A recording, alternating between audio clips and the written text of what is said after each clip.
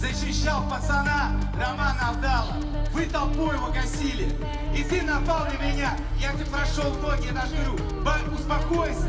Успокойся, я тебе сказал. Не надо, После этого, да, я говорю, мы 3 дня, да, я говорю, после этого мы 3 дня ни с кем не общались. Я поговорил с Альфредом, я приехал, понимаешь, и я говорю, единственный, кто не извинился за этот случай, это ты. Ребята. Ислам извинялся. Ислам извинялся, да. Артем, я перед тобой извинялся? Да, Ислам извинялся. Ты что пиздишь? Хорошо.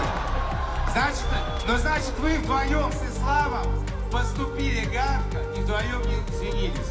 Это значит... Смотри, Артем. я не вижу в тебе человека, перед кем можно извиняться. Это во-первых. Я максимум за свои действия могу сказать, не обессудь. Тебе...